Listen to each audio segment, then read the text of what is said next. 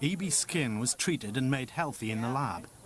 This potential cure comes too late for Jonny, but he's tireless in his efforts. Nell McAndrew, the Force's favourite pin-up, supports the charity. Together they're releasing butterflies to symbolise the condition.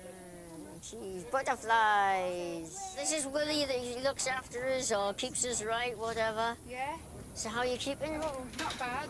Not bad. It's all rush, all go, is it? Oh, it is. No, I mean, my sister lives up near Newcastle. Oh, all right. No, near the metro centre. Yeah, Gateshead way. Yeah. Well, if you're up in July, I'm having a housewarming on the 26th of July. You get yourself up there, have a proper party. I'll get some red wine in. How is it?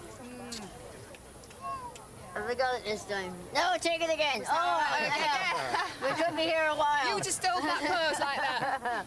As I say, I hope you do get up north. You're always welcome. You're not going anywhere, are you? No, I'll be here, but we'll see you later. We'll do another one later. All right, cheers. A celebrity guest would be perfect for Jonny's housewarming. I'm knocking people out with Will you butterfly? EB has wrecked Jonny's body.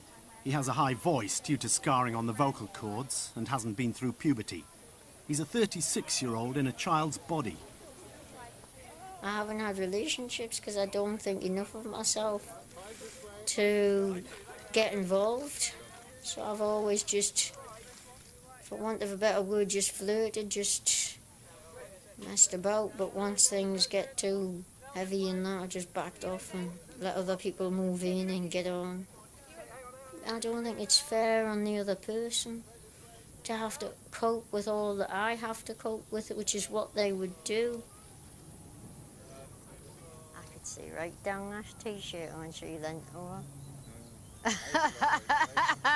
I, for one, you know, like a lot of people, you don't realise your own strength. That's right. So you don't know how much pressure you are putting on somebody's skin. I mean, my mother and that, now she likes to give someone a hug and she knows she can't. You know, it's just a case of putting an arm around you and being there and that sort of thing. So I miss out on a lot, you know? But it's just life. It's just life.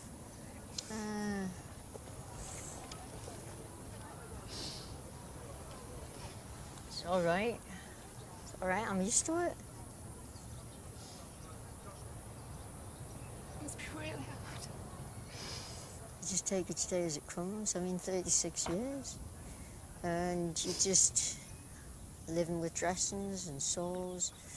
I know one day, with the help that you've given and others, that this will be history. This will be something that's in the archives and people won't have to suffer like this. So, as I say, you're part of history. You're making a big difference. Look after yourself and thank you for today. Welcome. Cheers. Bye. Take care. In fact, I've got a little picture for you. But I'll get it. Fine. I'll get it. I'll wait here. I'll be here, yeah? Because, yeah.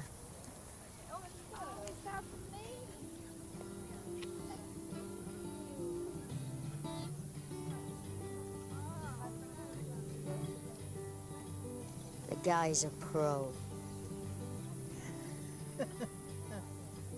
I was telling her about the condition and my life and the struggles, and she burst into tears. Use the sob story again. I use the sob story again, yeah. Works every time, doesn't it? Absolutely. Thank you, Roo. You see, he knows.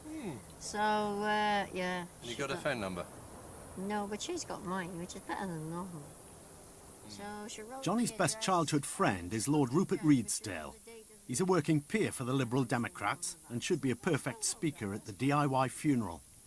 It's going to be a different funeral, and I would find it an honour if you would say a few words as a friend at my funeral, if you find that you could cope with that. Well, I think I could cope, but could you cope with the fact that I get the last word?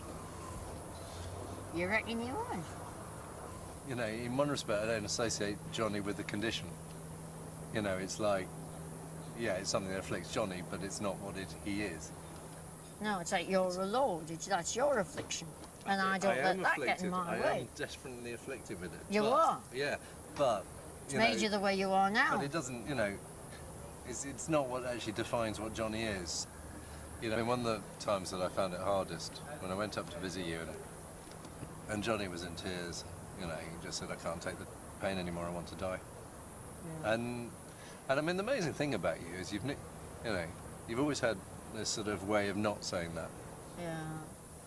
I suppose at times I've been hard on people like yourself because you don't know who else to turn to. You know, when you're suffering and you're hurting and that sort of thing, you don't know. You're just looking for anything. And that, you know, you just want to get away from it. So you sort of turn to anybody and say, I've had enough. What do I do? It was a bit of a shock when he first came up and said, you know, this is what it is and I'm not going to survive this one. He says, I'm doing this film, and he says, but I'm a bit worried about the schedule.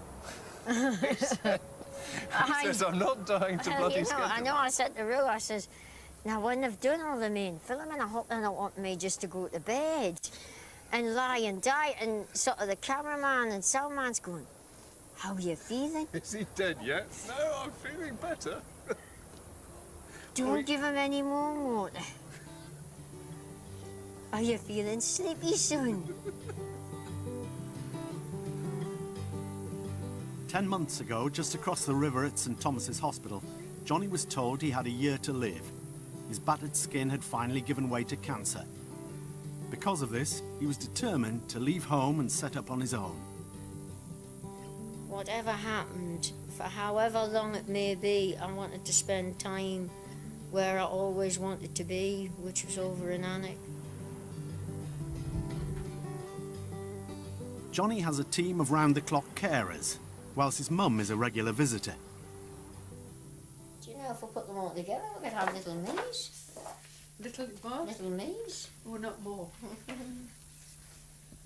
Oh, that's a good bigger one. one. That's a good one. Oh, that's your... Oh, there's your chest. Aye. It was September the 11th last year when he was diagnosed with the tumour, and that was it. He was off. I remember we'd left the hospital and we were Yes. on Westminster Bridge, and you said, where do you want to go? Yes. And I mean, I'd been given the most, to whoever you are, the most devastating Oh, yes. news. Mm-hmm. And I just shut my eyes and I could feel the breeze from the river and the sun on my face, and I thought,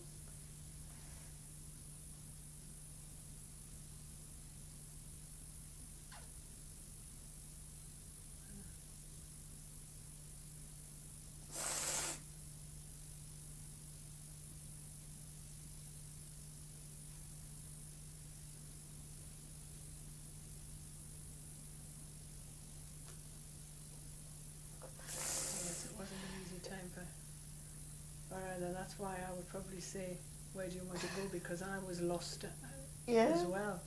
Totally lost. Basically, you can't believe it, really, although you know it's true. And the trouble is, nobody sort of can tell you anything, you see, apart from they wanted to remove it. But Jonny, maybe in his wisdom, I don't know, decided that was, no, he wasn't going to have any surgery. everything was happening, new house, getting me independence back, all of it's coming around, and then you get kicked in the bollocks when it comes to somebody saying, right, Kennedy, you've got cancer. Stick that in your pipe and smoke it.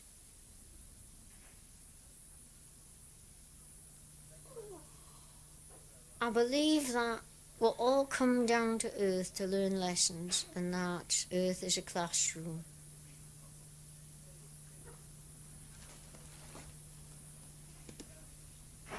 I feel I came down to understand what it is like to be in discomfort all your life, to learn about frustration and possibly overcome that. Good.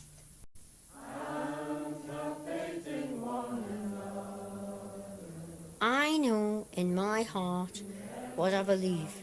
I've been to different religions, a bit like a pick and mix. I know what I'm comfortable with. I believe in a God, and that's it. I never knew the words. I was always a crap singer. The spiritualists believe that there's life after death, And they have the open circles where they bring Auntie Doris down or Uncle Bill, and they give a lot of comfort to a lot of people. Never enjoyed